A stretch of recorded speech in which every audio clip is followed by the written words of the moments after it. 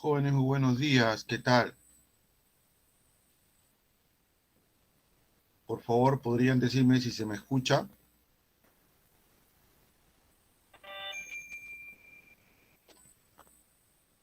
Muy buenos días, por favor, ¿se me puede escuchar?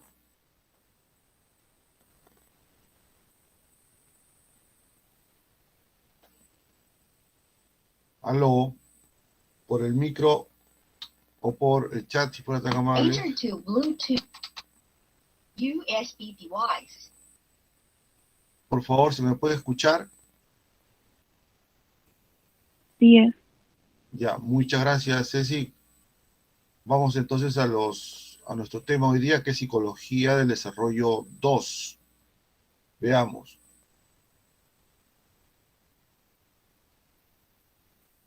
Hoy día tenemos que desarrollar dos temas en el ciclo vital, o dos etapas del ciclo vital.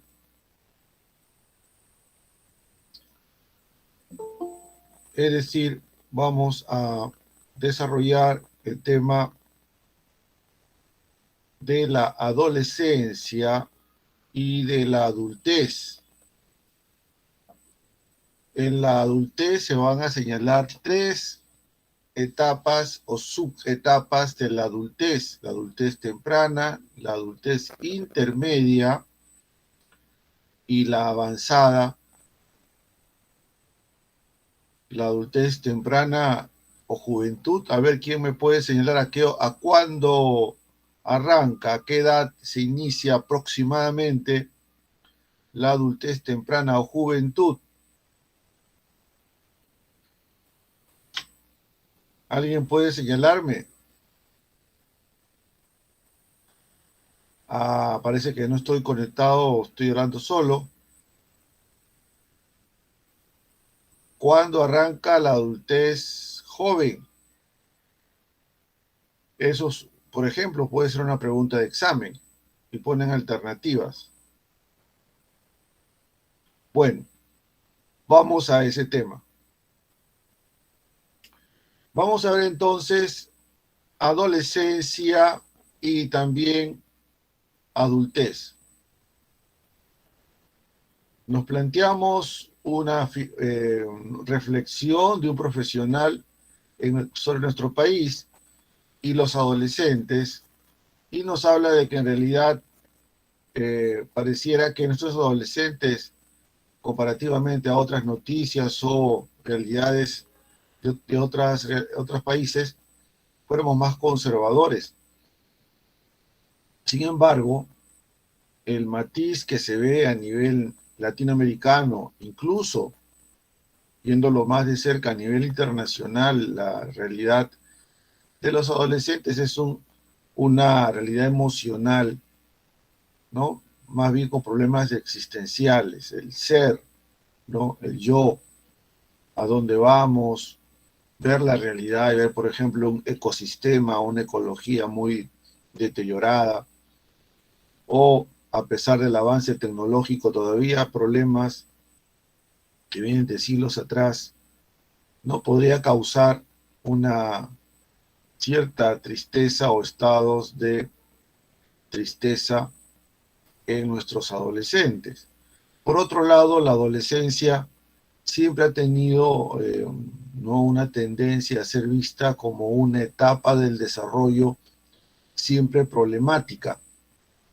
Incluso esta reflexión que vemos acá apunta a eso, o sea, la adolescencia no tiene por qué ser problemática,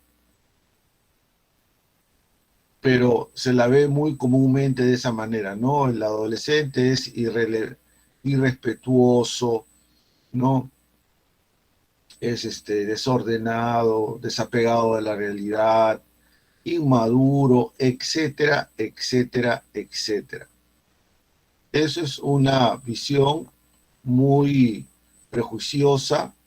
La adolescencia no tiene por qué ser así, aunque hayan casos que se caractericen por ser un poquito fuera del lugar, pero lo individual no debemos llevar a generalizarlo. Por lo tanto, la adolescencia puede llegar a ser una etapa no equilibrada, de transición, no estable a la adultez. Del niño al adulto pasa por la adolescencia, es una etapa intermedia.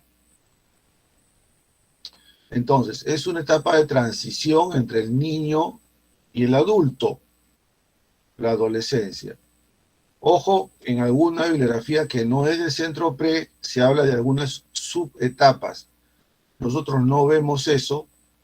La pubertad comienza, la adolescencia, no es una etapa diferente, está incluida en la adolescencia y no se señala otra subetapa, solo hay una sola, la adolescencia. Pero sí se señalan etapas en la adultez. Comienza a los 11 años con la pubertad, que es un tema de crecimiento, de madurez, tiene que ver con el aspecto biológico del desarrollo, no la dimensión física o biológica. De los 11 a los 20 años. Y hay temas trascendentes en esta etapa, junto con los cambios biológicos producidos por la pubertad a partir de los 11. También hay temas psicológicos estrictamente como los de la identidad personal. Y se dice que el adolescente es, digamos, puro de corazón, de emociones, de sentimientos, de su moral, pero la sociedad podría mostrarle la parte negativa de las personas. Es una idea también bastante cuestionable, pero, digamos, un adolescente puede desarrollar sus capacidades morales. Creemos que sí, vamos a ver también ese punto en el desarrollo moral. Entonces, estas son las características más sustanciales de la adolescencia. La edad, pubertad, 11 años, termina a los 20 años, es una etapa de transición, ¿no? Y el tema de la identidad y el tema de la moral son, por ejemplo, importantísimos. En el aspecto del desarrollo físico, en la adolescencia hablamos de características sexuales primarias y secundarias, porque la pubertad es un hecho no muy importante, genera cambios fisiológicos muy importantes en el cuerpo, particularmente a partir del sistema endocrino, ¿no? Se habla de características sexuales primarias a las características que están centradas en la reproducción. Entonces, el adolescente humano ya puede reproducirse, puede ver entonces padres o madres adolescentes. Están biológicamente ya en condiciones por el crecimiento, maduración de los órganos, ¿no?, sexuales masculinos y femeninos, la producción de testosterona en el caso de los varones mayor, y se origina la espermaquia, o sea, el desarrollo de los espermatozoides. En el caso de las damas, maduración de los ovarios, úteros, en todos los sistemas reproductivos, y también a nivel de las hormonal, y la aparición de la menarquia, el inicio de los ciclos menstruales. Ojo, estos son entonces características sexuales primarias. Las características sexuales secundarias son las que están en la periferia o rodean el centro primario. Los que rodean son las características sexuales secundarias, donde tenemos principalmente, ¿no?, cambios, ¿no?, que podemos ver, por ejemplo, en la voz.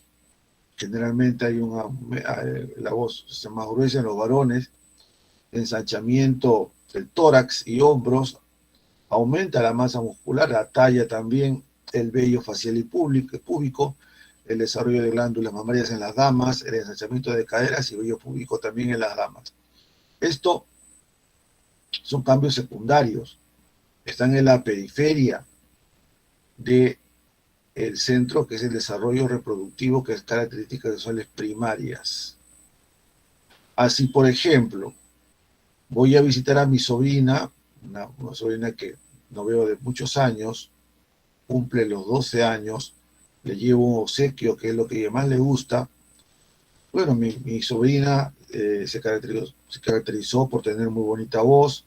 De niña cantaba muy bien y siempre le invitaban a los actos de festividad en el colegio. Cantaba. A los 12 años yo me sorprendo cuando le doy su obsequio, le digo, sobrina, feliz cumpleaños, y me dijo, gracias, tío. Y yo me dije, ¿qué pasa aquí? Dice, que estoy oyendo mal. Ya no era la voz angelical de mi sobrina. Marca a continuación este caso que señala características primarias o secundarias. ¿Qué marcas? Anotan por el chat. Secundarias. Cuando yo estaba todavía en el cuarto o quinto de secundaria, amigos míos cercanos, a uno que le pusieron de sobrenombre, le decían Lobito, porque tenía una sombra de barba aquí fuerte. Otros ya comenzaban a lucir un bisoño en el bigote o acá en la barba.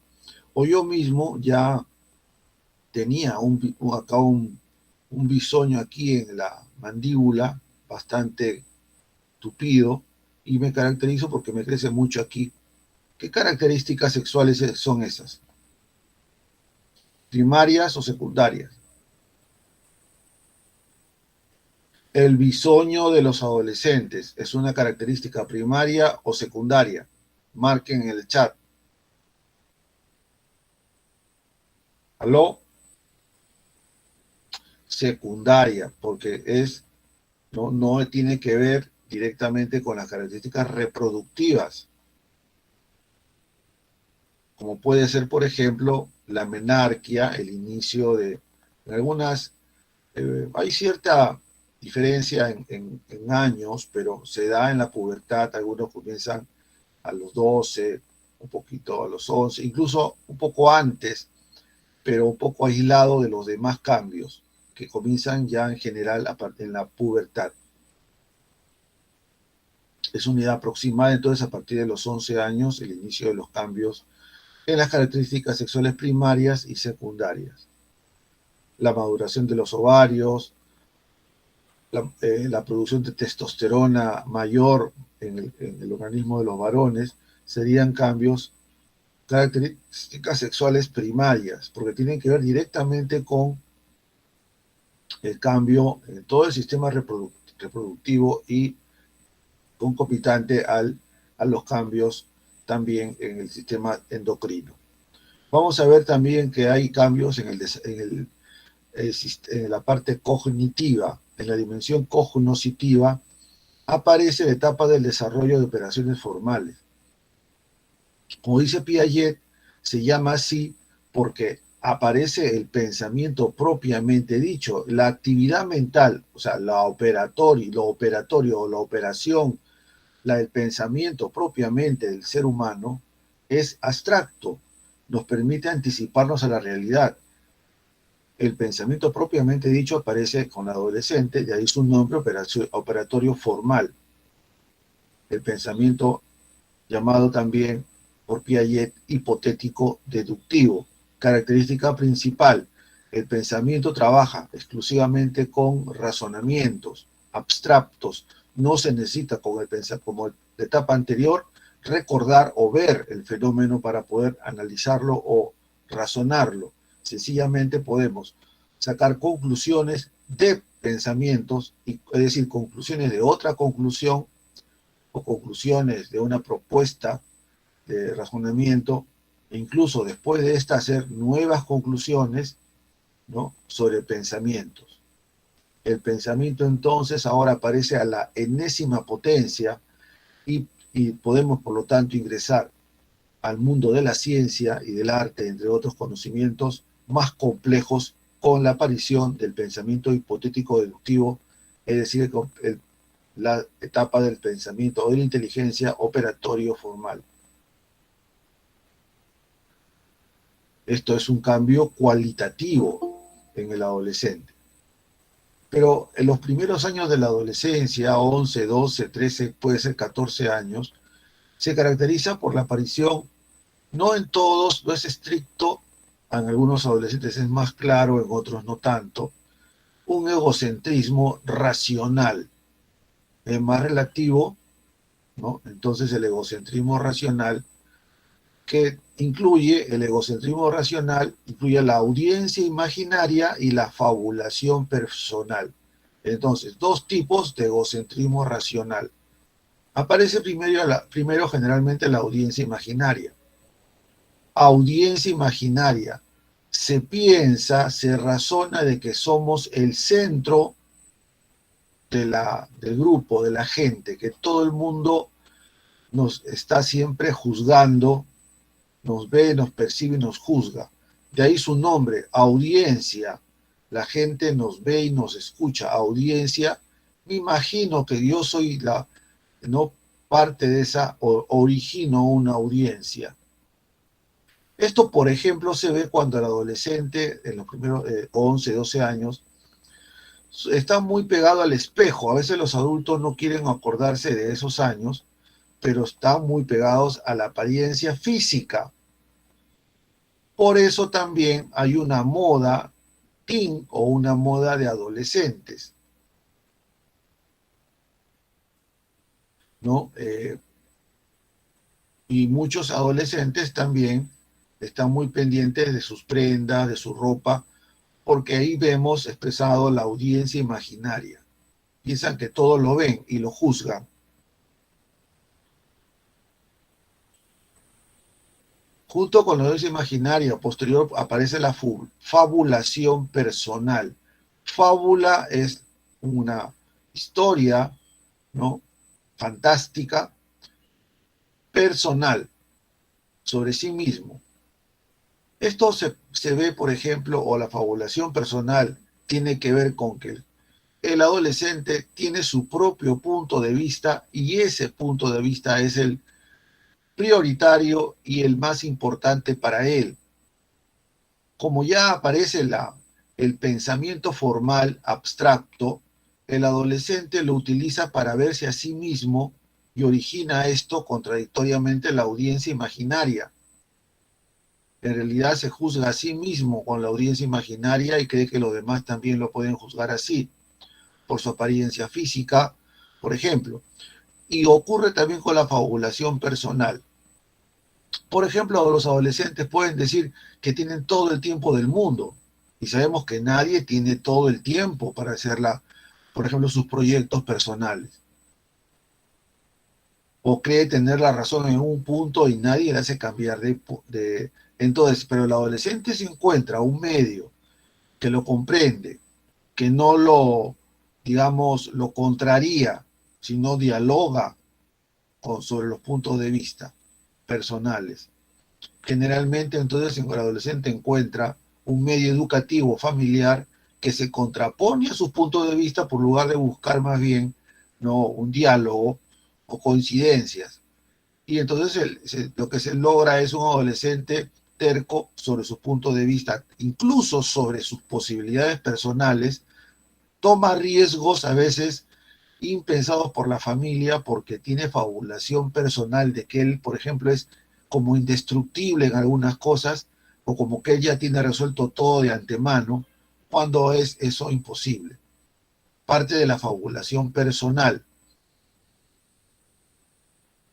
Esto rápidamente termina a los pocos años en función de que el adolescente ingresa al mundo de los adolescentes, intercambia puntos de vista con otros adolescentes y se creía que por su audiencia imaginaria tenía un acné en su cara, que generalmente no los demás ni lo ven, pero él cree que es un acné que parece un homúnculo que ya va a crecer, que va a aparecer otra persona en ese acné. Cuando se da cuenta que hay otros adolescentes que tienen no solo uno, sino muchos más, y realmente muchos más grandes que el de él, comienza a terminar la audiencia imaginaria.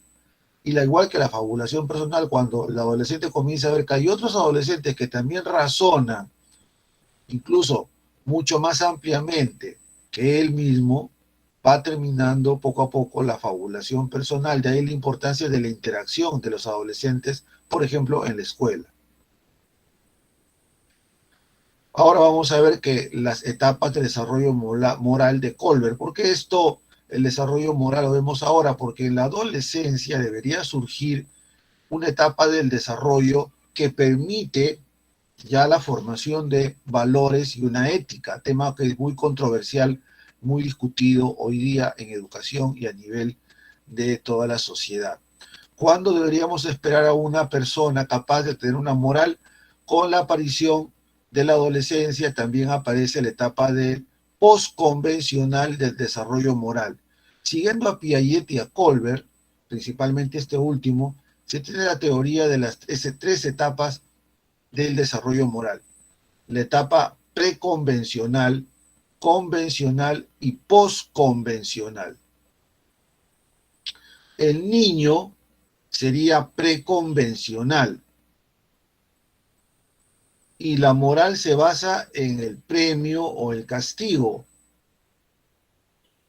Si le decimos a un niño, por ejemplo, de 7 años, mira, Pepito se subió al reposterio de su mamá con una silla, su mamá había dejado las galletas en un frasco al fondo de este lugar de la cocina. Pepito esperó que su mamá se vaya a la calle, se vaya a comprar al mercado, cogió una silla alta, subió, se empinó, quiso jalar este recipiente, pero se le cayó y se rompió todo en el piso, todo regado con vidrios rotos.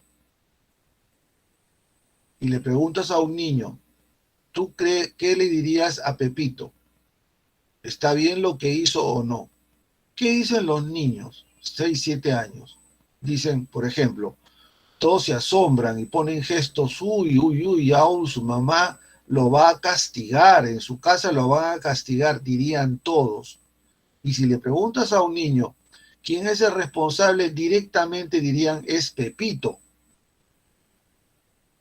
Pero si le preguntamos a un adolescente como ustedes, pregunto, ¿quién es el responsable de lo ocurrido? Seguramente muchos van a decirme que también la mamá o los adultos que no tomaron las previsiones para que Pepito no hiciera eso. Entonces, el niño solamente piensa en que si cometió algo que se ve con claridad, concreto, sería un castigo como el ejemplo que dimos. O si hace algo bien, requiere una recompensa. Entonces, la moral se basa, es bueno aquello que tiene recompensa, o no es bueno o es malo, en otras palabras, y por lo tanto merece castigo. Si se merece un castigo, es malo; si se merece una recompensa, es bueno. Pensaríamos moralmente como un niño. Pero también hay la etapa convencional que se ve antes de los 11 años. Por ejemplo, un niño o un preadolescente antes de los 11 años, en la niñez intermedia, por ejemplo, podemos ver la etapa convencional. Como vemos, aquí el término convencional es importante. Hay preconvencional y postconvencional. Convencional viene de convención. Convención significa acuerdo grupal. Llegar a una convención, por ejemplo, lo vemos cuando se acuerda, por ejemplo, en el Parlamento, una ley por convención. Teóricamente es por una discusión, por una conversación, y se llega a un acuerdo, y eso pasa incluso a ser tomado por la sociedad. Es una ley, como los derechos, o una ley para, por ejemplo, pagar la luz o el agua un monto cada cierto tiempo. Entonces, es una convención. Entonces, la etapa convencional, aquí se internalizan los valores o la ética del grupo o de la sociedad o colectividad. Se hace lo que se acuerda grupalmente. Lo que la mayoría hace es correcto. Si a una persona le dicen, señor, ¿usted por qué paga los impuestos? Y esta persona responde, mira, yo no pagué el año pasado un mes y me pusieron una multaza. Por eso yo no dejo de pagar. Pago puntualmente, si no me ponen una multa. Este caso señala un tipo de ética ¿Preconvencional o convencional? Marquen en el chat. Me voy a inhibir de hacer preguntas tipo examen porque veo que no responden. No quisiera llegar a eso. ¿Qué marcan? Cuando se dice yo pago mis impuestos porque si no me ponen multa. Cuando digo, muy bien, ahí ya es porque mi moral se basa en el castigo. Si no pago, me castigan. Preconvencional. Pero si la persona dice, mira, oiga, ¿por qué usted me hace esta pregunta? ¿No ha visto en el recibo? Acá dice claramente, le está la ley número 026365, que señala claramente que tenemos que pagar tanta cantidad de acuerdo al negocio que tenemos. Acá está la ley. Por eso yo pago mis impuestos. Cuando una persona razona así éticamente, sería no. Cuando digo lo pago porque hay una ley, soy convencional, estoy siguiendo la convención. Joven, ¿usted por qué ayuda a las personas a cruzar, a las personas ancianas a cruzar la pista? Porque así debe ser, pues yo soy lo máximo, yo hago lo correcto siempre, yo ayudo a los ancianitos porque así todo el mundo hasta hasta me aplaudieron por un día que hice eso, me aplaudió toda una esquina de gente. ¿Ahí qué ética es? También es convencional, porque estoy haciendo lo correcto por lo que la mayoría sabe o me dice que es lo correcto, hasta me aplauden. Ahí es convencional. Cuando una persona da un óvulo o da el apoyo, pero lo hace para que los demás lo premien o lo vean, que él está haciendo lo correcto porque así es y todo el mundo dice que bien, hay que hacer como él lo hace, es convencional. Está haciendo lo que los demás aprueban. Ese es convencional. Entonces,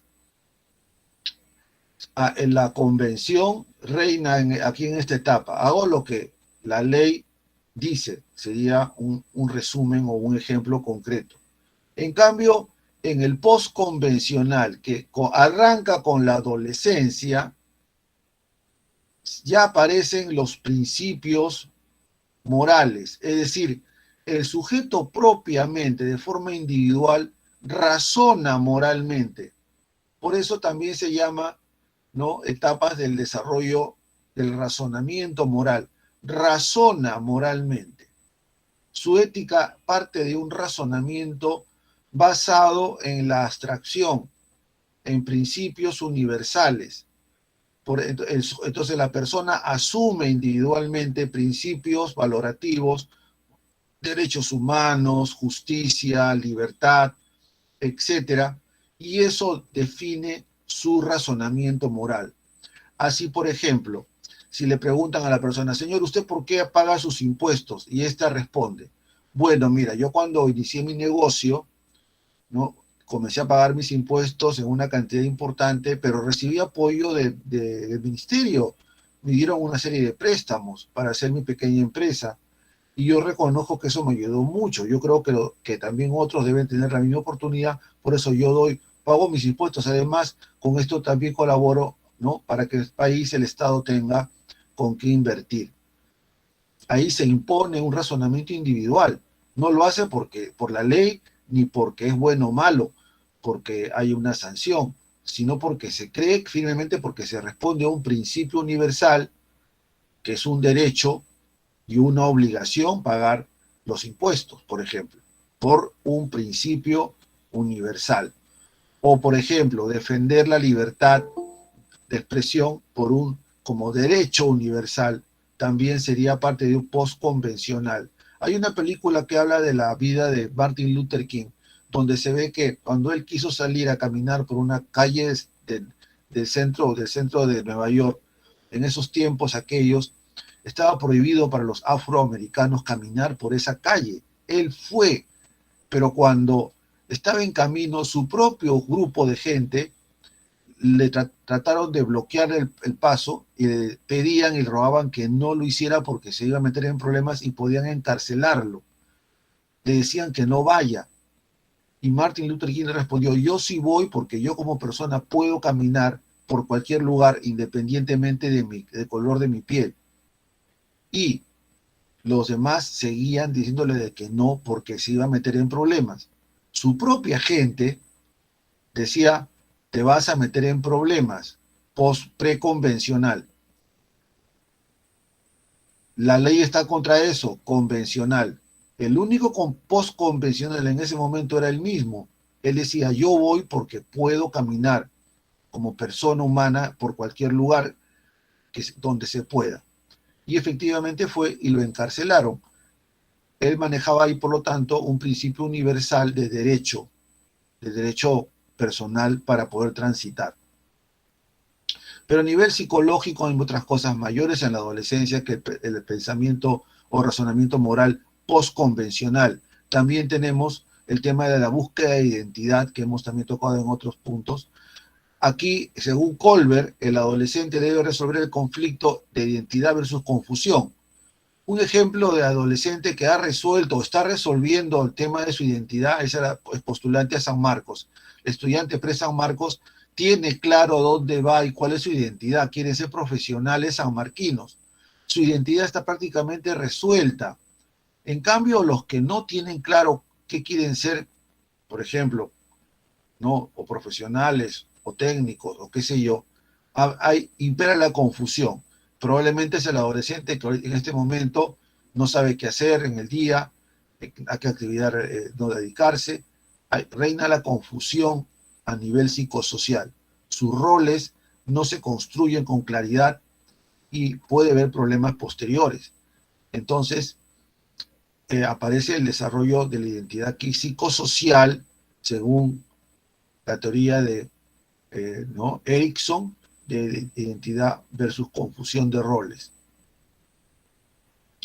Confusión de roles sería el adolescente que no sabe qué hacer con su vida, ¿no? Tiende a perder el tiempo o a hacer actividades sin mayor ¿no? fondo, sin ningún sustento.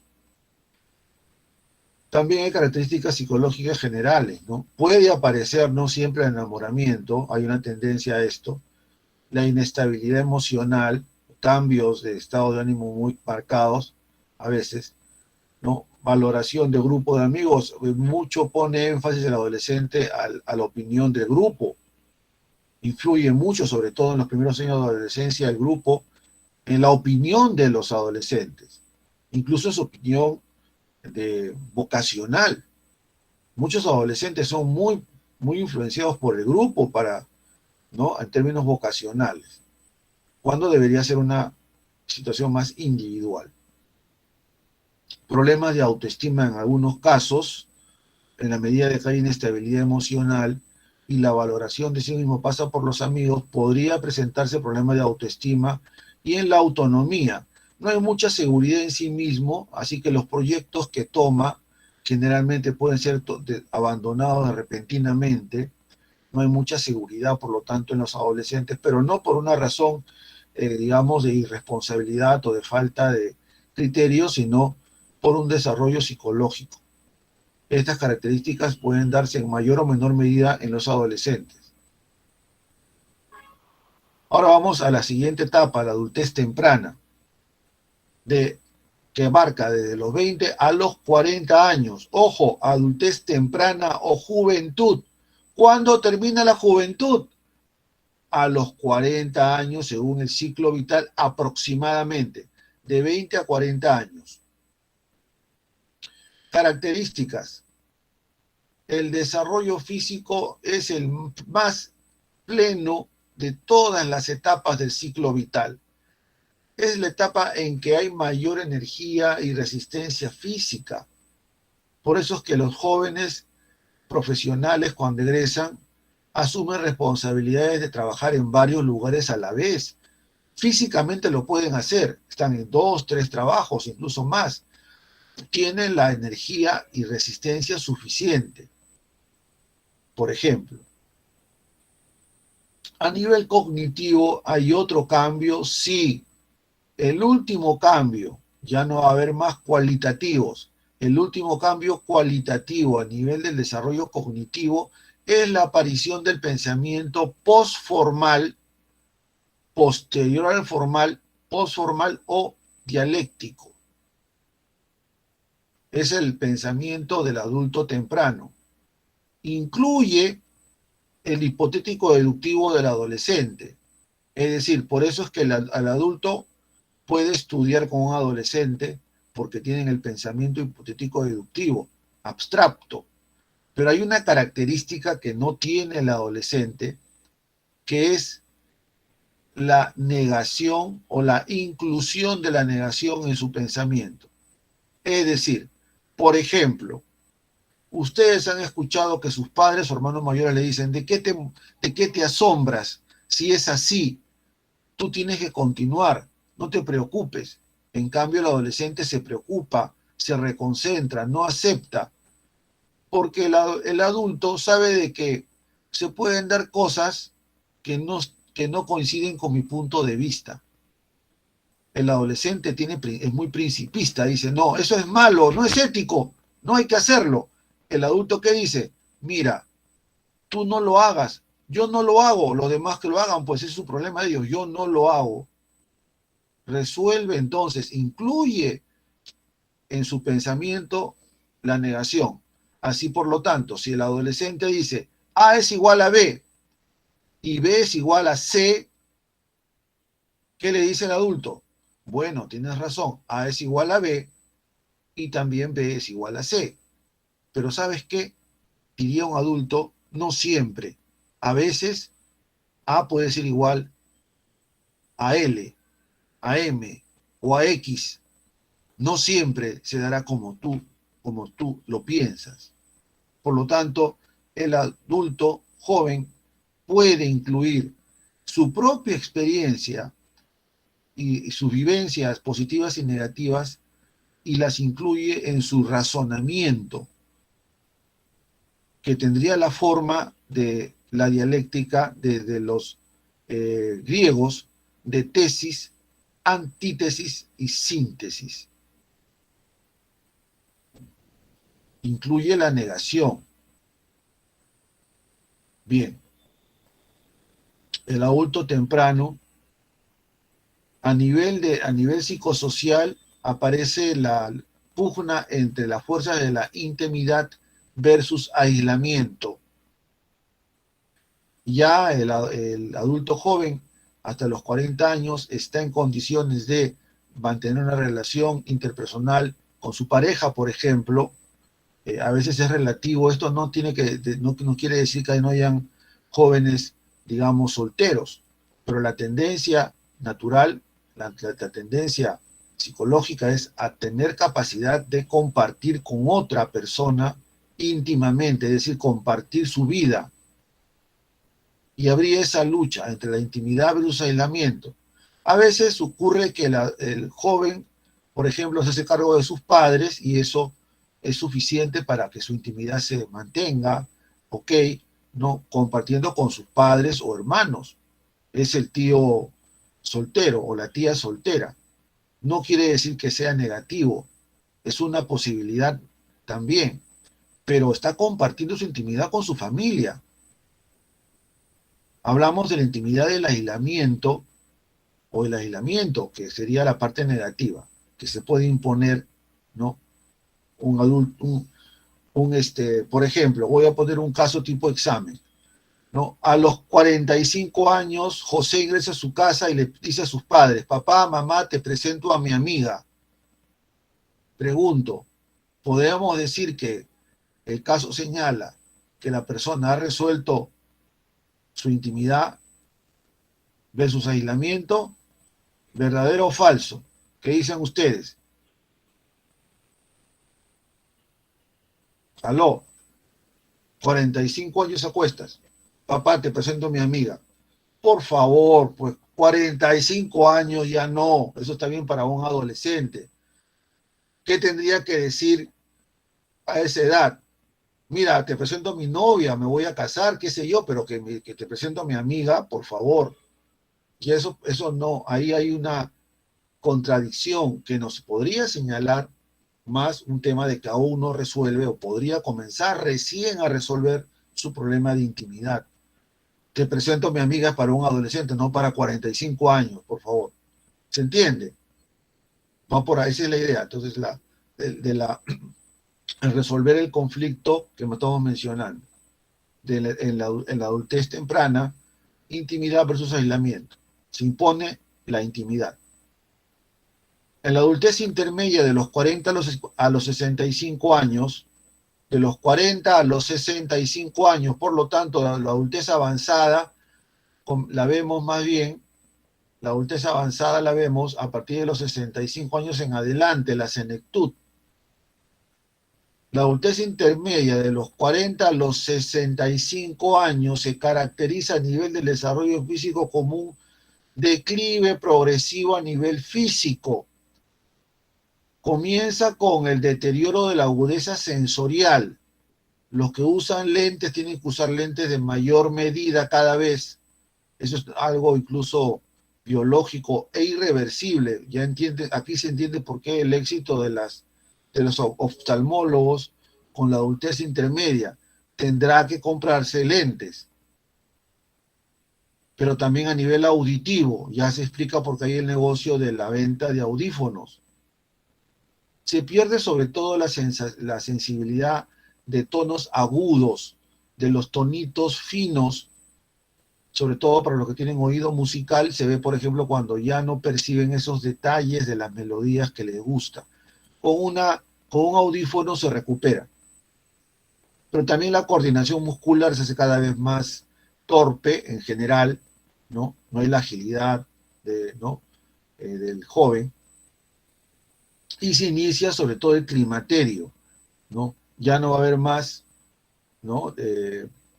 Por ejemplo, ciclo menstrual en las damas, y también en la versión masculina, también vamos a ver, aunque en los varones, como dice el dicho, la procesión va por dentro, ya que no se ve con claridad externamente, como en el caso de las damas, con su climaterio, pero sí con los adultos intermedios, ¿no? Es importante ahí el apoyo también médico para ambos en el desarrollo físico.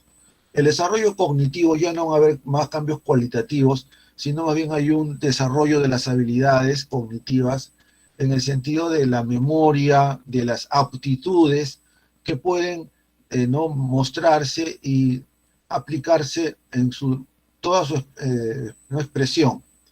Pero no va a haber nuevos cambios, nuevas etapas. Solamente hay un desarrollo, digamos, cuantitativo, mejora el razonamiento técnico o en la profesión, mejora las habilidades que exige la carrera o la profesión, ¿no? Y hay un desarrollo muy importante en este sentido, a nivel cognoscitivo. A nivel del desarrollo psicosocial, según Erik Erikson, el conflicto pasa por el de la generatividad versus estancamiento. ¿Qué cosa quiere decir esto? De que si el adulto ve que no ha generado una nueva generación, ¿no? adecuada, se puede sentir estancado. Por ejemplo, si tú crees que tus padres quieren que tú ingreses sí o sí, no eres muy acertado. Lo que tus padres quieren es que tú hagas lo mejor posible, que realmente te esfuerces, que muestres tus posibilidades reales. Eso es lo que quieren tus padres. Ellos se enteran que tú haces lo mejor posible para ingresar, ellos van a estar bien. No esperan que tú ingreses sí o sí. Ellos son conscientes de que el examen de San Marcos es difícil, pero, por lo tanto, si más bien ven que tú pierdes el tiempo, no te esfuerzas o cosas parecidas, podrían sentirse estancados como padres. A eso se refiere el conflicto generatividad versus estancamiento. Los padres tienen que ver que su prole, sus hijos, son generativos, son productivos, son gente que tiene potencial y que los va a desarrollar. Eso es lo que quieren ver los adultos.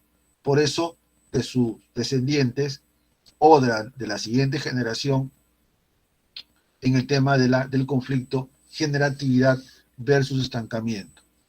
Cuando vemos a un adulto deprimido a esta edad, probablemente se esté diciendo por qué mis hijos no están superándose.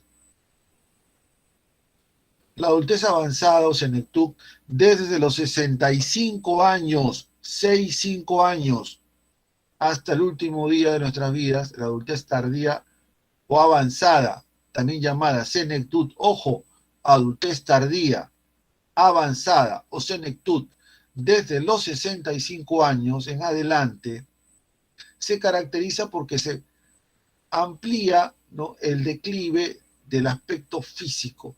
Las capacidades sensoriales van desgastándose con mayor fuerza, ¿no? Y a mayor, ¿no?, búsqueda de lectura o de audición, ¿no?, más bien se encuentran fracasos y hay que buscar apoyo. Pero no quiere decir esto de que el anciano va a quedar completamente desvalido. Si tiene un apoyo general a nivel médico, por ejemplo, y su nutrición principalmente, y los cuidados que toda persona debe tener a esta edad, puede ser un anciano saludable. Si se manejan sus dolencias, no sería un apoyo en salud, tendremos un anciano físicamente, ¿no?, adecuado.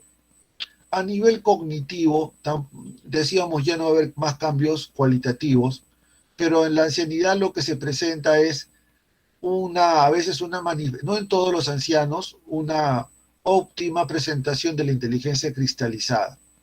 Es decir, es cuando el anciano nos da unos consejos que nos salvan la vida, entre comillas, a los jóvenes. Esos consejos que nos dan la luz. Es como que el anciano cristaliza a través de su inteligencia cristalizada sus experiencias individuales y las sintetiza dando un ejemplo o dando su opinión o un consejo. Entonces, se caracteriza, el anciano sabio se caracteriza por una inteligencia cristalizada, desarrollada. Donde tiene problemas el senecto es en la memoria a corto plazo. Es el principal problema de la ancianidad a nivel cognitivo. La memoria a largo plazo, la memoria a corto plazo se lentifica. Por eso nos parece ¿no?, a los jóvenes sobre todo les parece que el anciano es muy lento, no son pacientes. En realidad, si tomamos cierto tiempo, vemos que simplemente es una cuestión de lentitud y encontramos que el anciano puede, y tiene de hecho muchas veces, todas sus capacidades íntegras intelectualmente. Solo la memoria a corto plazo se lentifica un poco. Por eso que todavía podemos tener a nuestros maestros sanmarquinos todavía dictando en clases, ¿no?, a pesar de su edad que supera los 75 años en la anterior ley, y pueden dictar porque tienen un desarrollo cognitivo adecuado. Y podemos todavía recibir las clases magistrales que ellos pueden dar todavía. El desarrollo psicosocial se caracteriza por el conflicto, según Erikson, en el conflicto de la integridad versus desesperación. Integridad versus desesperación. El anciano íntegro es el anciano que asume la edad y asume las responsabilidades y cuestiones que plantea la ancianidad.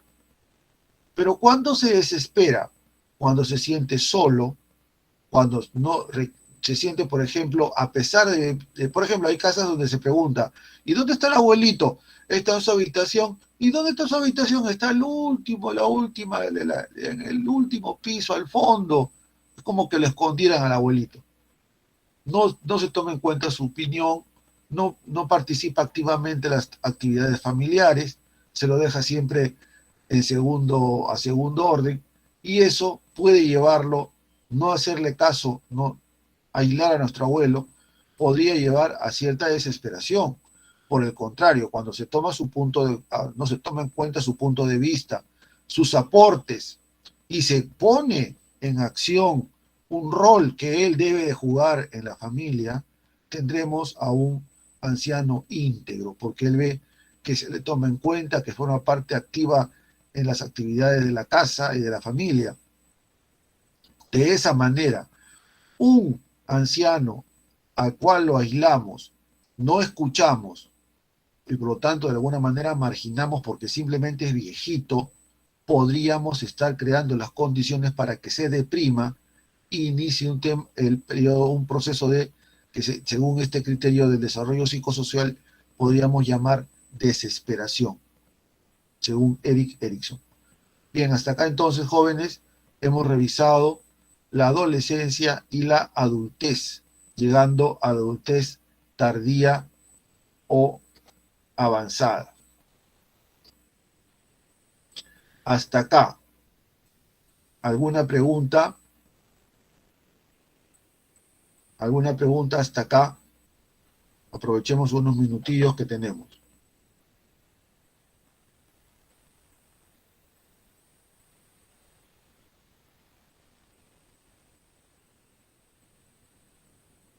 ¿No hay ninguna pregunta?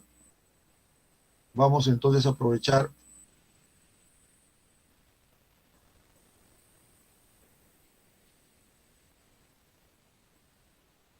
un problema tipo examen.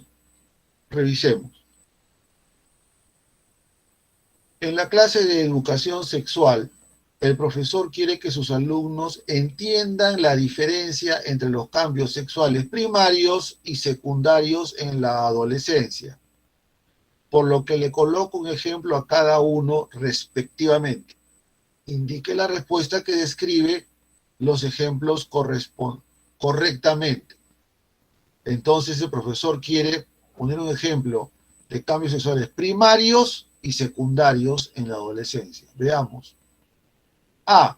Ensanchamiento de caderas, ovulación.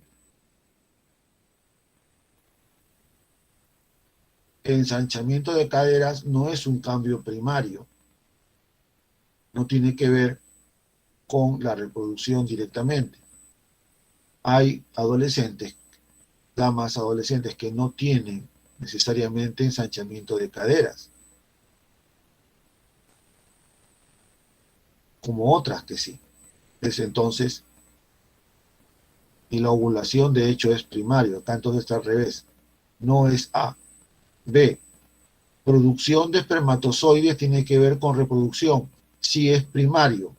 La ovulación es también primaria, por lo tanto no es el caso. C. Voz más grave. La voz más grave es cambio secundario y producción de espermatozoides primaria. No es. Tiene que ser cambio sexual primario y secundario. Maduración de genitales sí es cambio primario y vello púbico también es secundario. Entonces tenemos acá que es la D. Problema 2. Los cambios que se producen en el desarrollo humano se aprecian en 3 dimensiones: física, cognitiva y social. Relacione correctamente lo referido a la dimensión física con sus ejemplos respectivos. Dimensión física con sus ejemplos respectivos. Adultez temprana, intermedia y tardía. Adulteces. Dimensión física. Clara últimamente sufre de calores súbitos o sofocos y repentinos cambios de humor. Esto tiene que ver con el climaterio porque hay un cambio hormonal que anuncia el que está deteniendo se va a terminar las ovulaciones, es decir, la menstruación. Esto se da en la adultez intermedia. A2 o 2A puede ser la B, la C, la B o la C. La capacidad auditiva de Ricardo ha disminuido considerablemente. Esto lo vemos en la adultez tardía. 3B. Tenemos en B, 3B. José, por mejorar sus habilidades sinestésicas, logró una medalla de oro.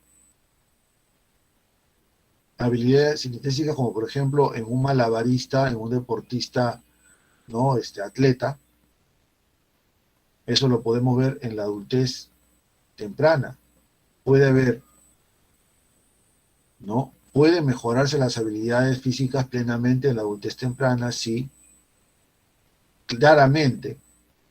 Adultez temprano, juventud. 1C, B1C. 1C solo aparece en la B y en la D, pero hemos visto que es la B entonces. Y hasta acá, jóvenes, les agradezco mucho. Hemos revisado hoy día el tema de las adulteces. Muchas gracias. De la adolescencia y la adultez. Cuídense, nos vemos en la próxima reunión. Hasta luego. Gracias, profe. A ustedes también gracias por su atención.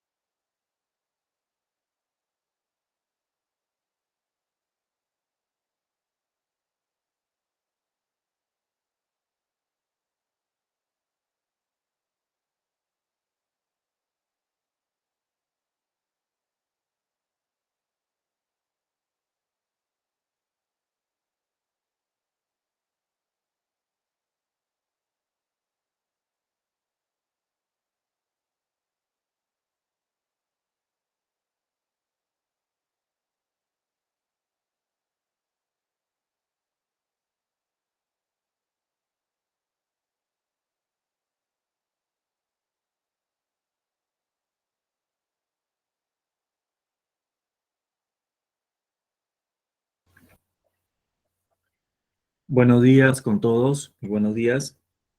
Vamos a entrar ya a la clase de biología. El día de hoy vamos a ver ya el capítulo 16, correspondiente a la semana 16, que lleva por título Salud y Enfermedades. ¿Ok? Me confirman, por favor, si se ve la presentación y si se me oye. Sí, maestro, sí se ve todo. Ok. Empezamos entonces. Muy bien.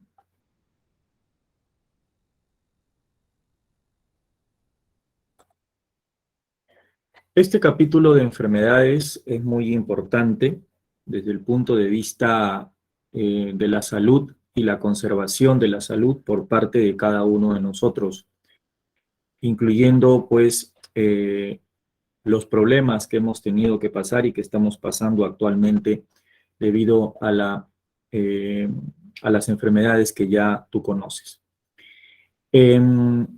Para poder hablar un poco acerca de lo que son las enfermedades, es importante recordar también un poco acerca del sistema inmunológico, ¿no?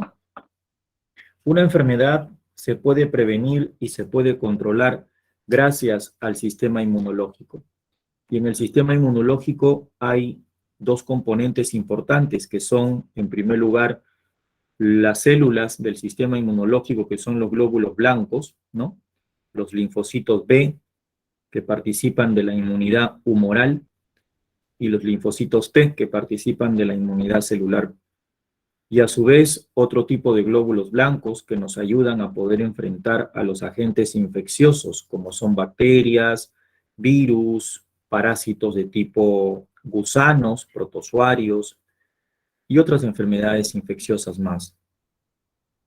También tenemos los macrófagos, los neutrófilos, los eosinófilos, que también combaten y nos ayudan a combatir las enfermedades, ¿no?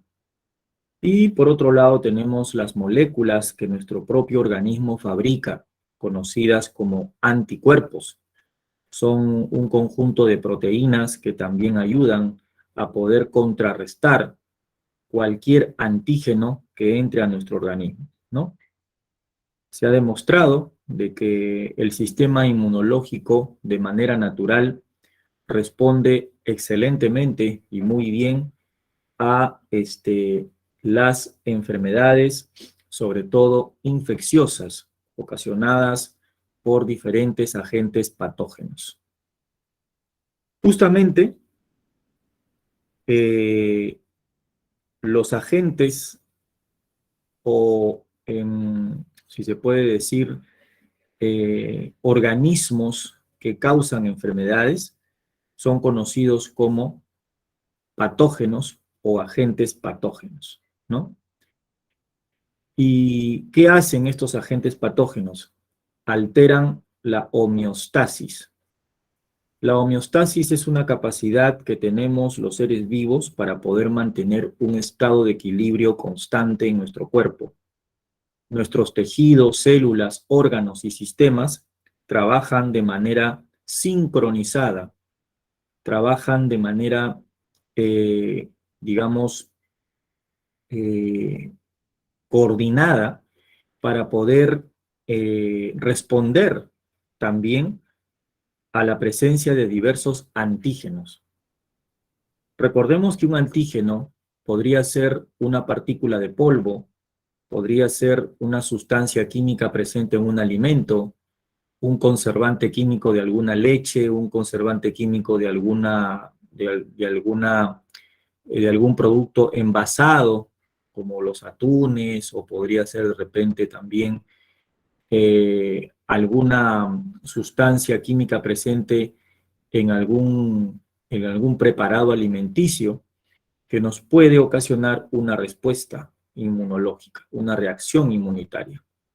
Un antígeno puede ser un virus, puede ser una bacteria, puede ser un gusano protozoario, moléculas que se encuentran en estos agentes patógenos.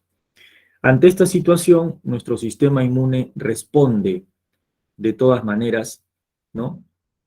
Produciendo, pues, defensas, ¿no? Produciendo anticuerpos, proteínas de defensa. Quiere decir que ante cualquier antígeno, sea cual sea su naturaleza, el sistema inmune siempre va a estar ahí para poder responder. La ciencia que enseña a conservar la salud, procurando, como dice acá, el buen funcionamiento del cuerpo, el adecuado orden y homeostasis de nuestro organismo, y ayudándonos mediante normas o consejos para evitar enfermedades, esa ciencia se llama higiene, la ciencia que ayuda a conservar la salud. Muchas veces nos dicen, tienes que ser higiénico con tu cuerpo, bañarte, ¿no? Tratar también de hacer ejercicio para mejorar tu calidad de vida, ser ordenado en todo, para que tengas la disposición de cosas a la mano y no te estreses, ¿no? Una serie de cosas y recomendaciones. No solamente, pues, consumir adecuadamente los alimentos, sino otras cosas más. Estar en un estado de tranquilidad, saber manejar el estrés, ¿no? Ahora que todo el mundo está pasando por este tipo de problemas, ¿no? De las enfermedades. Según la Organización Mundial de la Salud, ¿cómo definimos el término salud? La salud es el estado completo de bienestar físico, mental y social en ausencia de enfermedad que presenta una persona. Yo estoy con salud cuando no solamente mi cuerpo físicamente está bien, mis órganos trabajan bien, mis riñones filtran todos los días mi sangre, mi corazón bombea sangre, mi hígado no está siendo intoxicado a cada rato con antibióticos. Eso es salud, ¿no? Y trato de ir lo menos posible al médico porque me acostumbro a tener una alimentación sana, buena, a base de verduras, ¿no? Porque sé que cuando vaya a un hospital, lamentablemente me van a pues recetar medicamentos químicos que pueden ayudarme específicamente contra una enfermedad o un agente infeccioso, pero a la larga van a dañar otros órganos, como son el hígado, el riñón, ¿no? Etcétera, o el estómago. ya que la medicina normal y convencional, ¿no?, ataca la enfermedad de manera específica y no global, ¿no? Hay que ver cómo es que nosotros podemos desintoxicar nuestro organismo para poder estar bien. Un hígado enfermo, intoxicado con muchas sustancias químicas, ¿no?, repercute mucho en los demás órganos, ¿no? Un riñón también. De nada sirve que yo ataque una enfermedad, ¿no?, con unos medicamentos específicos para tal órgano y a la larga daño a los demás. Y eso me hace regresar nuevamente al médico. Y así sucesivamente, ¿no? Se convierte en un círculo vicioso. Por eso es importante que el ser humano conozca el término salud. ¿A qué se refiere con salud? ¿Ya?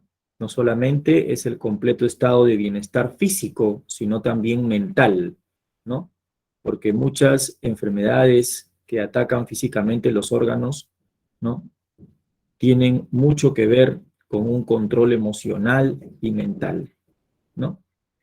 Y si estoy bien físicamente y mentalmente con los demás, con las personas que me rodean, no solamente con mi familia, sino con las personas que yo trabajo, las personas que me relaciono, entonces todos estamos socialmente bien. La pregunta es, ¿sucede esto actualmente? ¿La gente está con salud física, mental, social actualmente? No, no es cierto. No lo está. La pregunta sería, ¿y por qué? Agente patógeno, otro término que también tenemos que recordar, porque ya muchos de ustedes lo saben.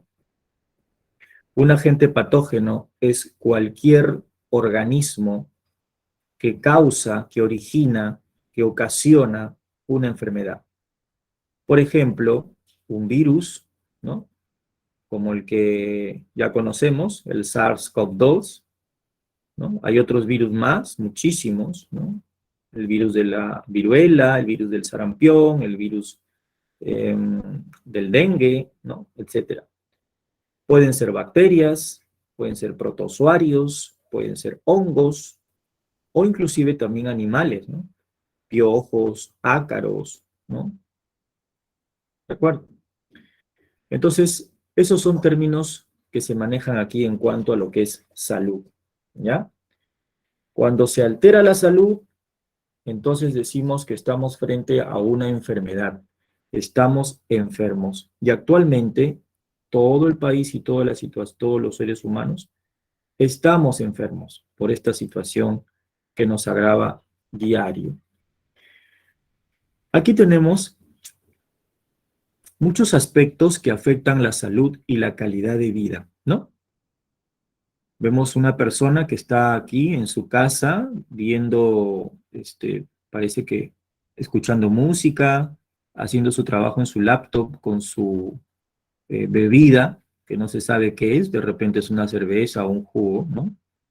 Y por acá pues su pizza o sus donas, ¿no?, llenándose de azúcar como cancha. Y aquí alrededor vemos algunos aspectos que afectan la salud de esta persona, ¿no? El consumo de sustancias tóxicas como el tabaco, el alcohol y otras drogas, ¿no?,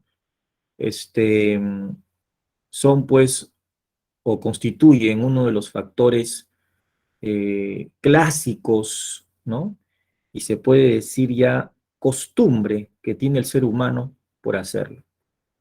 Para celebrar un cumpleaños, para festejar algo, siempre hay que beber licor. Para el frío, consumir un cigarrillo, ¿no? Entonces, ya eso está en la mente del ser humano, porque obviamente el mismo ser humano ha creado las industrias de bebidas alcohólicas y la industria del tabaco. ¿No se supone que existe un organismo internacional que debería cuidar y velar por la salud de la gente?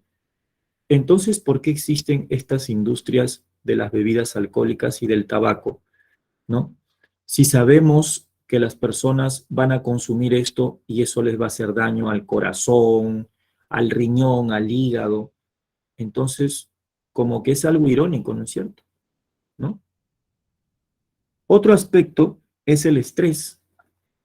El estrés es un factor muy importante que afecta la salud de todas las personas.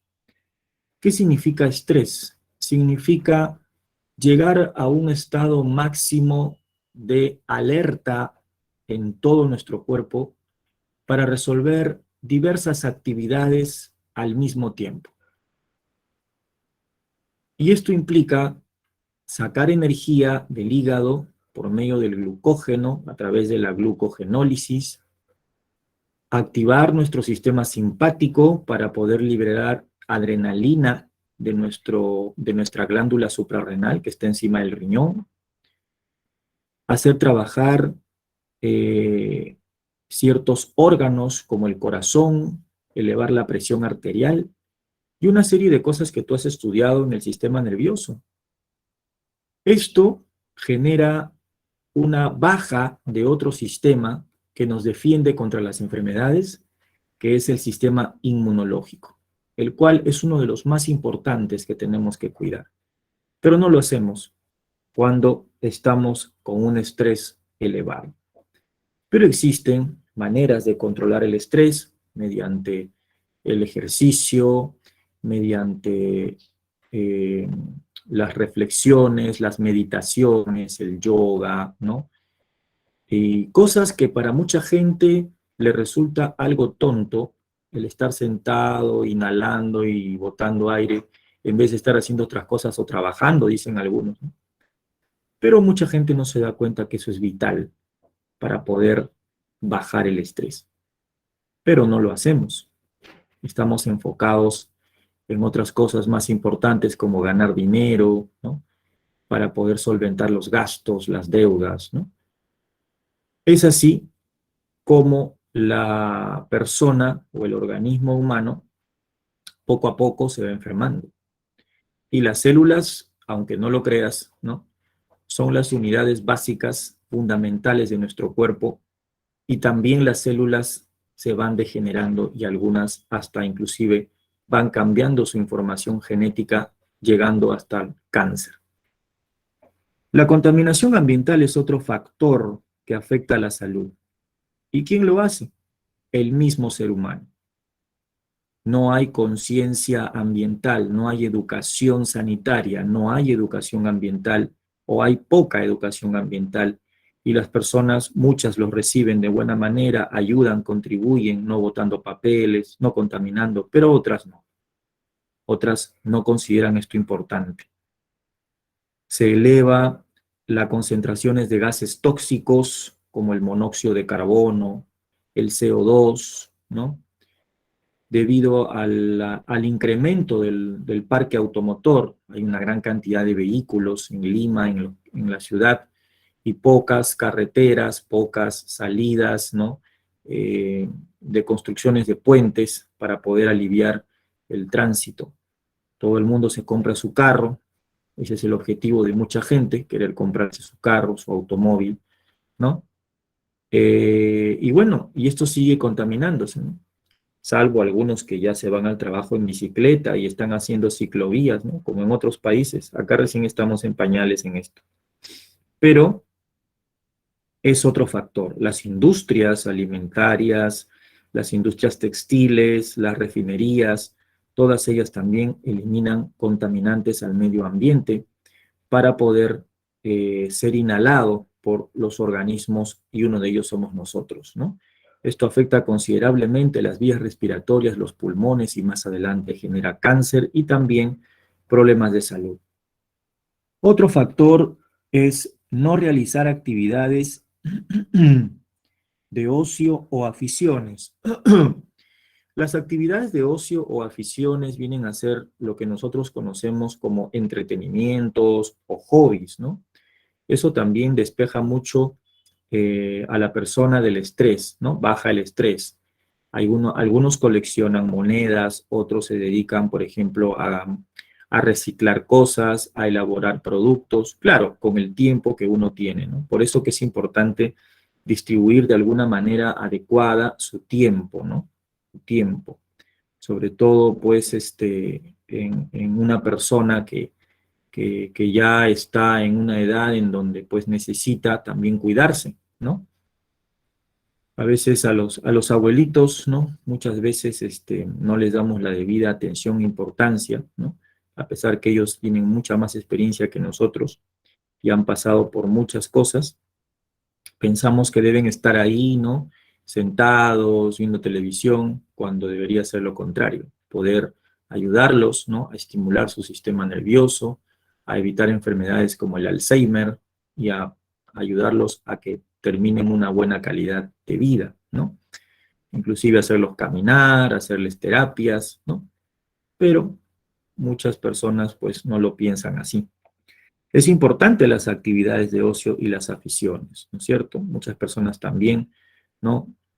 Utilizamos el deporte como una salida también para bajar el estrés y es obvio que el ejercicio pues ayuda a fortalecer los músculos, a la actividad del corazón y a muchos órganos importantes, ¿no? Es curioso que cuando vino la pandemia, la gente salga a correr o a trotar con la mascarilla puesta, y hasta ahora mucha gente lo está haciendo.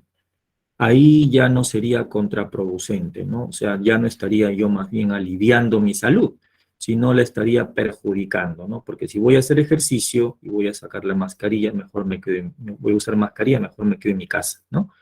Entonces, ese es otro factor, ¿no? Es un factor también importante. La dieta desbalanceada. La dieta desbalanceada es algo que yo diría es lo más fuerte que hay. Es uno de los factores preponderantes para el desarrollo de todas y absolutamente todas las enfermedades, ¿no? Muchas veces lo que consumimos en la mañana, en la tarde y en la noche determinará más adelante si vivimos o morimos. Así de simple. ¿Por qué? Porque muchas personas tienen una alimentación o un desayuno tipo americano con una enorme cantidad de azúcares, panqueques, harinas, ¿no? Café, leches de vaca, ¿no? Que son alimentos perjudiciales para la salud cuando se consumen en exceso. Y cuando digo en exceso, no necesariamente tiene que ser todos los días, ¿no? Podría ser de vez en cuando, y ahí también se está incrementando los niveles de azúcar. El azúcar es el ladrón del calcio en el organismo y es el que ocasiona acidez o desequilibra el pH de la sangre, ¿no? Y cuando un pH sanguíneo, que normalmente está en 7.35 a 7.45 y comienza a bajar o acidificarse en el organismo, vienen pues los factores que atacan a la salud, ¿no? Está propenso un organismo o un ser humano cuando tiene un pH ácido, ¿no? A que se enferme de virus, bacterias, hongos, etcétera, etcétera, ¿no? Y además, esto también ocasiona procesos cancerígenos a la larga, ¿no? Y el cáncer es una enfermedad que no avisa y que tampoco tiene distinción en cuanto a raza, sexo, religión, ¿no? Edad, ¿no? Etcétera. Entonces, una alimentación balanceada basada en frutas, verduras, ¿no? Carnes de vez en cuando y leches vegetales sería lo ideal para poder cuidar la salud. Falta de relaciones interpersonales. En realidad es muy importante que las personas pues nos ayudemos, ¿no? Entre profesionales y también nos relacionemos como debe de ser, ¿no? Elevando nuestra calidad de vida, ¿no? Si yo voy a tener una amistad a la cual le gusta demasiado, pues los compromisos con bebidas alcohólicas, cigarrillo, tabaco o otras cosas, entonces yo me tendría que alejar de esa persona porque no me va a sumar a mi salud. Al contrario, me va a restar a mi salud. Eso es muy importante, ¿no? La falta de relaciones interpersonales, pero también hay que saber con quién nos relacionamos.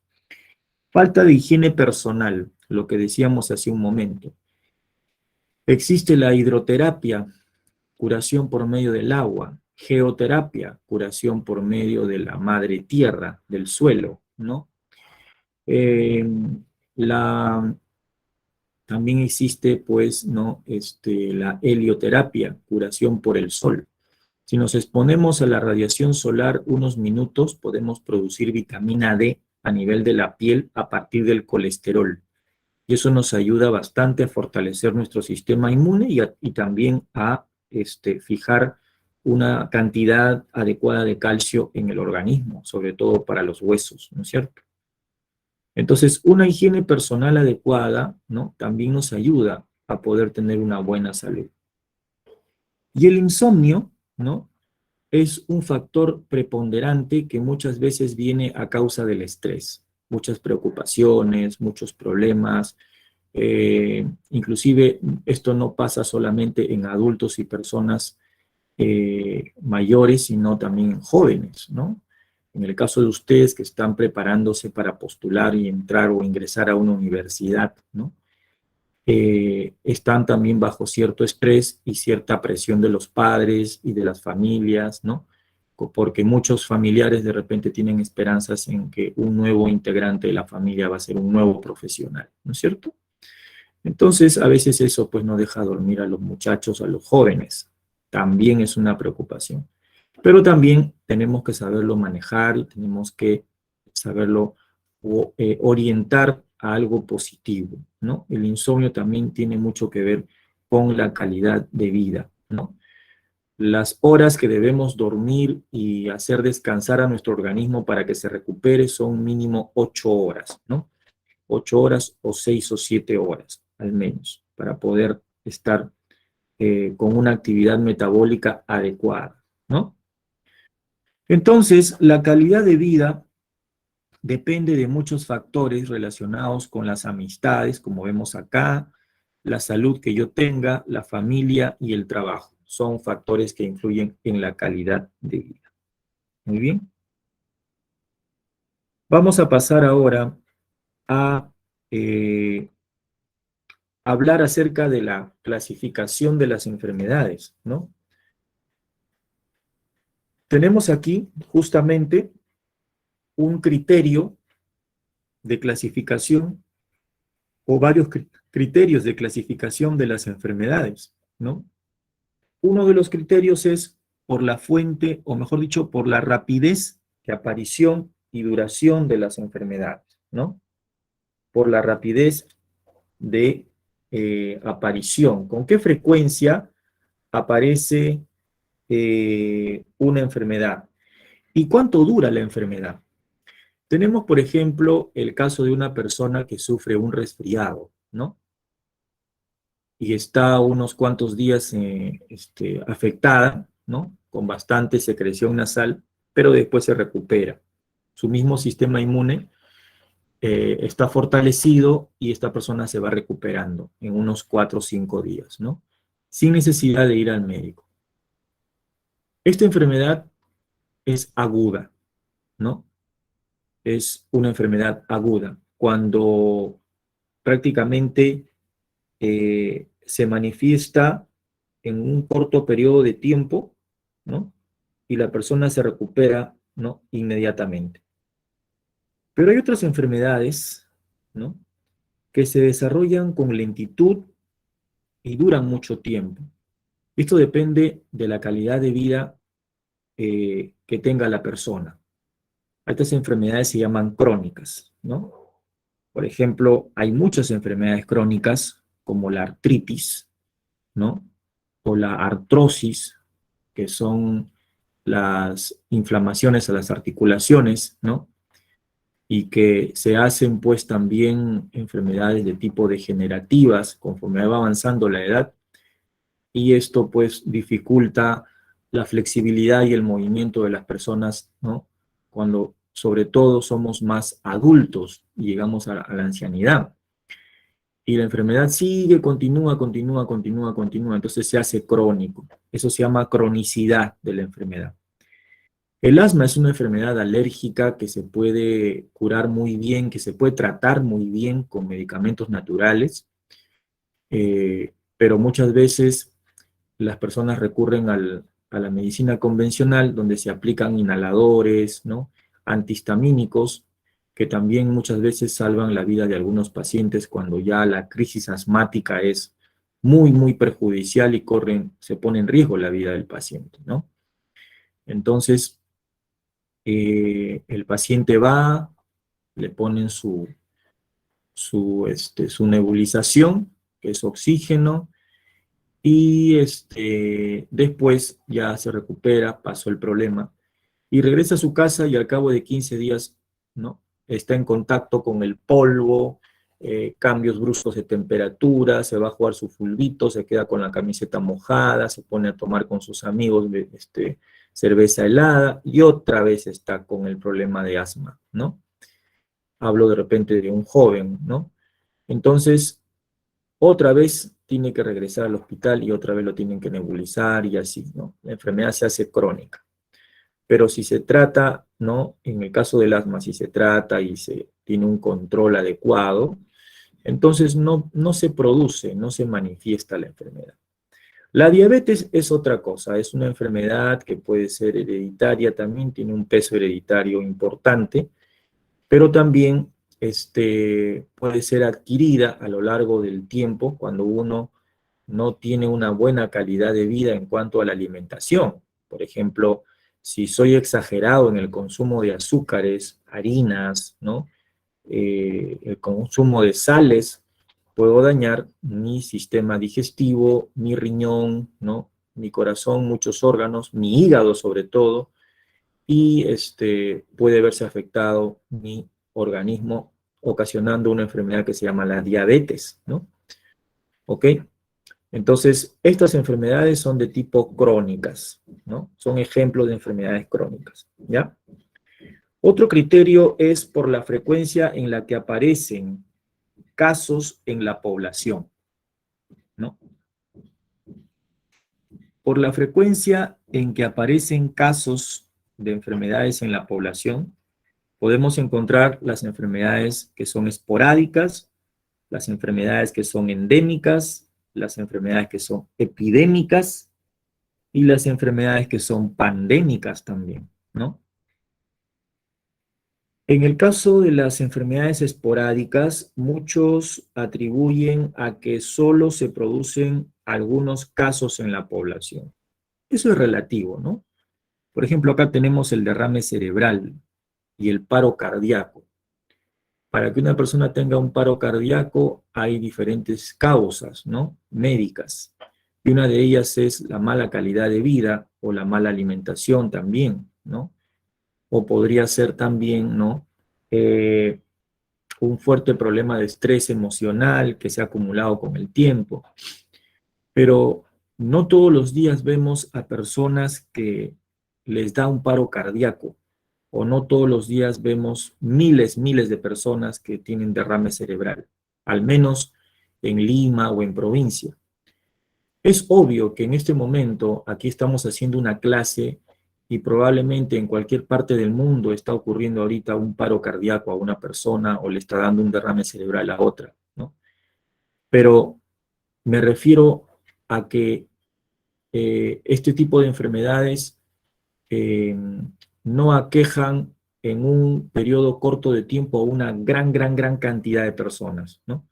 Son enfermedades que se dan cada cierto tiempo y depende mucho el ritmo de vida que tenga el individuo, el organismo, ¿no? El ser humano. Por eso se llaman esporádicas, cuando solo se producen algunos casos en la población. Esto se puede acelerar, ¿no? Dependiendo el ritmo de vida que lleva la persona. Actualmente las enfermedades esporádicas de este tipo han incrementado justamente por dos factores. Uno de ellos es el propio ser humano que no cuida su organismo, ¿no? Sobre todo la mala nutrición, porque te decía que es un factor muy importante. Y el otro es la misma política sanitaria del Estado, del país, ¿no? Por dedicarnos o por dedicarse el Ministerio de Salud a salvar vidas por el COVID, ¿no?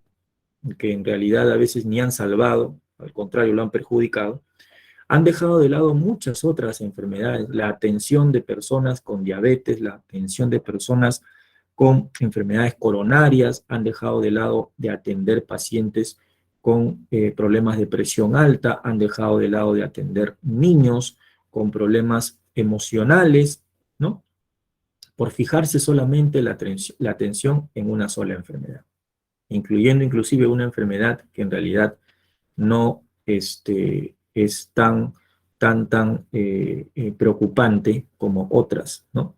Si bien es cierto, hay mucha gente que ha fallecido, ¿no?, a nivel mundial, pero en realidad no es por el propio comportamiento viral, sino también por las malas medidas sanitarias, porque ha habido y existen medicamentos que controlan muy bien esta enfermedad ocasionada por el SARS-CoV-2, pero las malas políticas sanitarias han ocasionado de que mucha gente también fallezca de esto, ¿no? Justamente, aparte de las enfermedades esporádicas, existen otro tipo de enfermedades, ¿no?, que se llaman las enfermedades endémicas. Endémico viene de endemismo, que quiere decir propio de un lugar, ¿no? Las enfermedades endémicas son aquellas que son exclusivas de una región concreta, ¿no? Acá tenemos algunos ejemplos como la malaria, la bartonelosis, la leishmaniasis. Por ejemplo, la malaria es una enfermedad ocasionada por un agente patógeno, un protozoario conocido como el Plasmodium. Pero este protozoario se aloja en el sistema digestivo de un insecto, que es el conocido zancudo Anopheles. El Anopheles pica, ¿no?, porque necesita sangre humana o sangre de mamífero, y al picar inocula este protozoario a través de la picadura al ser humano. Y de esa manera, pues, el ser humano se enferma de malaria o paludismo, ¿no?, trayendo como resultado, pues, diferentes sintomatología, ¿no? Pero el mosquito, el insecto, no habita en todo el mundo, habita en lugares o regiones tropicales, ¿no?, como muchos otros insectos. Estos insectos son considerados vectores biológicos, porque transmiten, pasan el agente causal de una enfermedad al ser humano.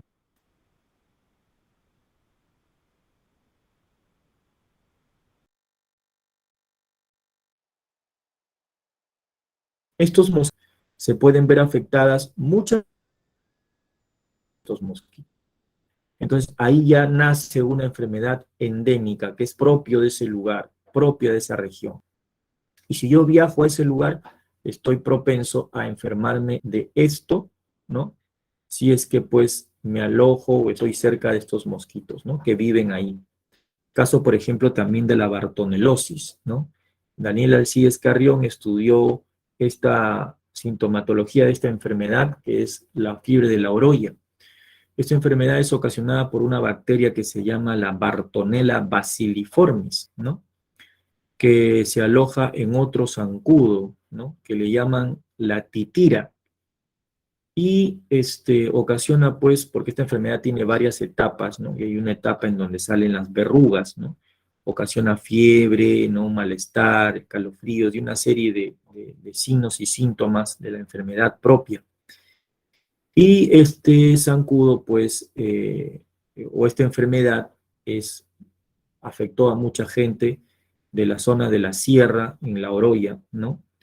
Y justamente, pues, fue estudiada por este señor, Daniel Alcides Carrión, ¿no?, que se inoculó la pústula de un enfermo para poder describir cuáles eran los síntomas y qué es lo que pasaba cuando uno estaba enfermo con esto. Entonces, esa es una enfermedad endémica, es cuando es exclusiva de una región. La leishmaniasis también es conocida como UTA, ¿no?, una enfermedad provocada por un protozoario que se llama Leishmania, ¿no? Hay varias especies de Leishmania. Y la picadura de un insecto perteneciente al género Lutzomia, es la que provoca, o mejor dicho, la que transmite esta enfermedad, ¿no? Esa es una enfermedad endémica. Una enfermedad epidémica es aquella que afecta a un gran número de personas en un periodo corto de tiempo, ¿no? Por ejemplo, el caso de el cólera, ¿no? El cólera fue una enfermedad que aquejó a mucha gente aquí en Lima, ¿no? Y se hizo epidémica en algún momento, pero se llegó a controlar. El cólera es una enfermedad provocada por una bacteria, el Vibrio cólera.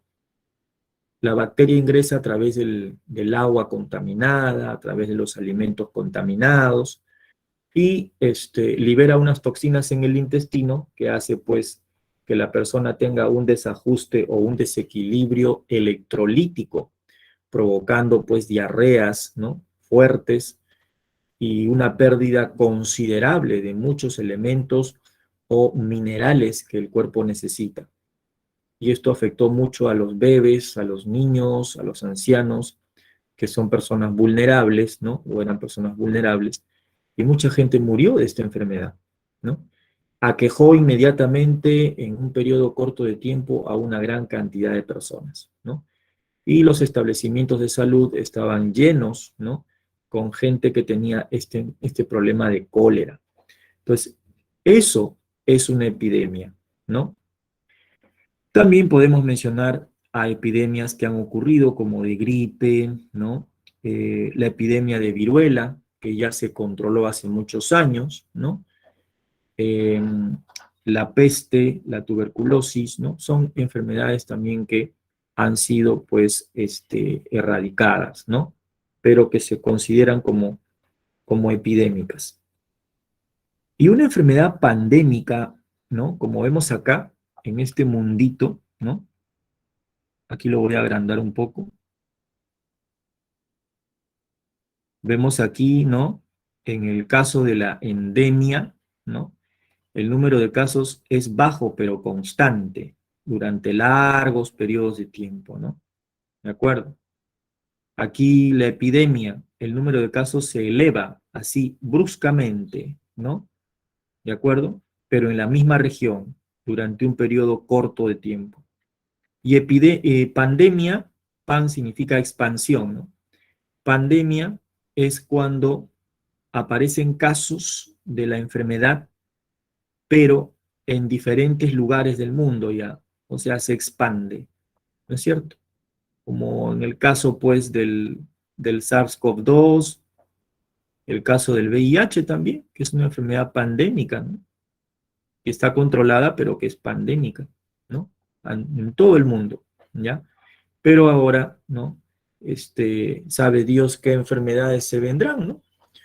Porque hay mucha manipulación genética, inclusive mala ciencia que se realiza en otros lugares del mundo, ¿no?, que ocasionan pues liberaciones de virus, una serie de organismos manipulados genéticamente, y un pésimo control sanitario de las enfermedades, ¿no?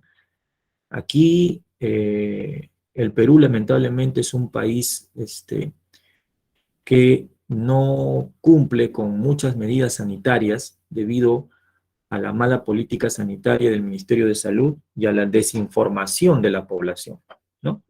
Ya prácticamente ahora los mecanismos, las normas o mecanismos de la salud se rigen de manera política, cuando deben regirse de manera, ¿no?, exclusiva por los expertos, que son los del Ministerio de Salud, biólogos, médicos, epidemiólogos, infectólogos, científicos que se dedican justamente a investigar sobre las enfermedades y a dar soluciones, ¿no? ¿Ok? Muy bien. Entonces, eso es en cuanto a los tipos de enfermedades según la rapidez de aparición, por la frecuencia, y vamos a pasar ahora por su origen. Otro criterio para clasificar enfermedades, por su origen, ¿no? Cuando decimos por su origen, nos referimos de dónde vienen estas enfermedades, cuál es la causa, qué las causó, ¿no? Cuando hablamos de el origen de las enfermedades. Vamos a encontrar dos tipos de enfermedades por su origen: las enfermedades infectocontagiosas o las enfermedades infecciosas, ¿ya? Y las enfermedades no infecciosas, ¿ya? Las enfermedades no infecciosas. Una enfermedad es infecciosa cuando es ocasionada por un agente patógeno. ¿Qué es un agente patógeno? Un agente patógeno es el que causa una enfermedad. ¿Y cuál es? Virus, bacterias, hongos, protozoarios, gusanos helmintos parásitos o animales parásitos. Esos son agentes patógenos que ocasionan enfermedades infecciosas, ¿ya? Y las enfermedades no infecciosas son aquellas que tienen otra causa, otro origen, que no es ningún organismo, ¿ya? Ningún organismo. Dentro de estas enfermedades no infecciosas podemos mencionar, por ejemplo, ¿a cuáles? ¿Cuáles? Tenemos, por ejemplo, las carenciales, ¿no? Como su nombre lo dice, son aquellas que se presentan cuando hay un déficit o una carencia de un elemento o de un nutriente. Por ejemplo, el raquitismo, que es por carencia de calcio en niños, el escorbuto por falta de vitamina C, el bocio por falta de yodo, la seroftalmia por falta de vitamina A, la beriberi por falta de vitamina B1 o tiamina, ¿no? Hay una serie de enfermedades carenciales. Y esto también es importante porque justamente debemos buscar como medida profiláctica para evitar esto el consumo de frutas, el consumo de verduras, de vegetales verdes, que son ricos en antioxidantes. La clase anterior hablamos de plantas medicinales también, y hemos mencionado algunas que son importantes para la salud. El consumo por ejemplo, de los extractos a base de combinaciones de frutas y verduras, como la manzana, la zanahoria, la beterraga, llenan al cuerpo de minerales y vitaminas y antioxidantes muy importantes para la salud. Y esto puede prevenir enfermedades carenciales. Otras enfermedades pueden ser las enfermedades funcionales. Enfermedades que se dan, ¿no?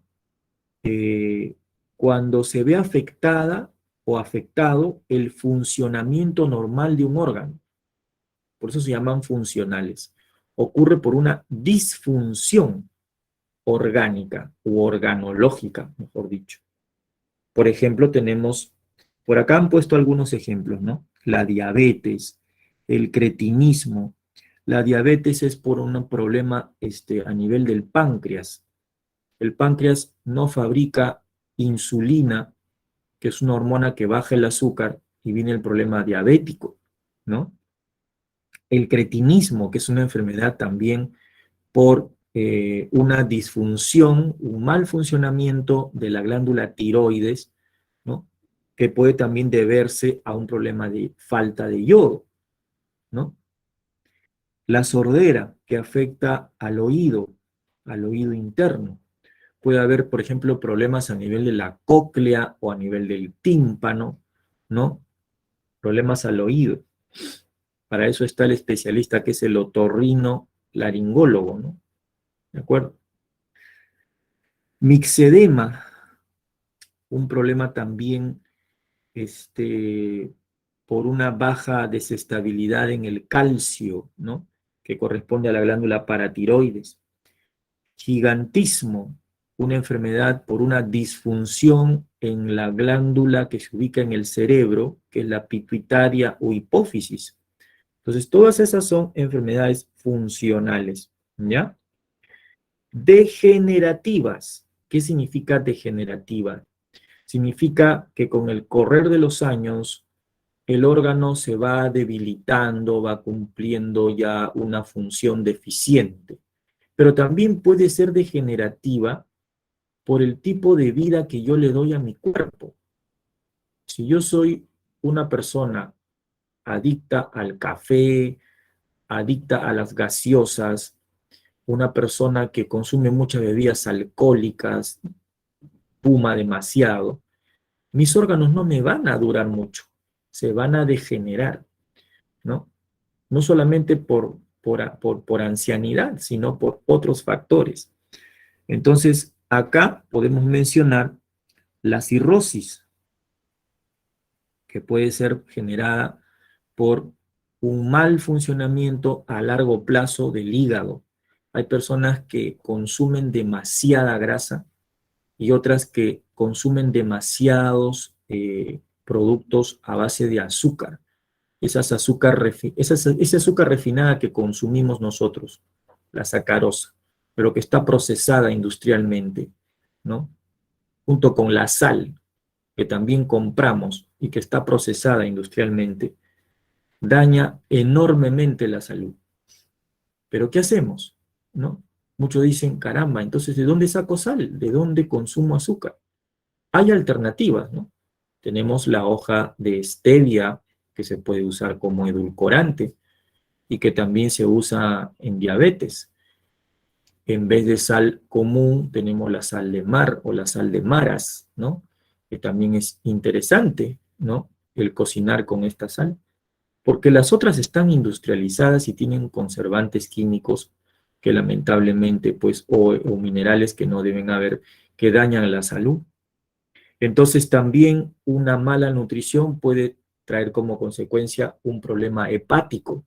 El hígado se convierte en un hígado graso, ¿no? Y la bilis que produce llega a la vesícula y ocasiona la enfermedad conocida como la litiasis vesicular, que son cálculos en la vesícula. Y esto no va de la noche a la mañana, esto sucede con el correr del tiempo, porque toda mi vida, ¿no?, he comenzado o he consumido estos alimentos en exageración: azúcar, azúcar, azúcar, harinas, harinas, harinas, carne, carne, carne, carne, ¿no? Entonces, esto también puede ocasionar una degeneración en mi órgano, ¿no? Sobre todo mi hígado, que es un órgano bien noble porque me limpia el organismo, me protege. El hígado tiene más de 50, 100, no sé cuántas más funciones podría mencionar, ¿no? Es importante eso, ¿ya? Otra es la arterioesclerosis, otra es la artrosis. La arterioesclerosis es la obstrucción de los vasos sanguíneos arteriales, ¿no?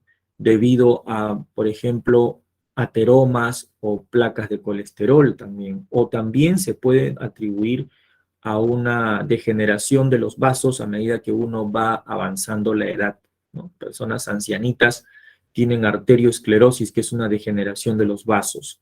Los tejidos internos se comienzan a degenerar y comienza a haber una estrechez del lumen del vaso, de la arteria. O sea, el huequito por donde pasa la sangre se comienza a reducir, ¿no? Otra es la artrosis, ¿no?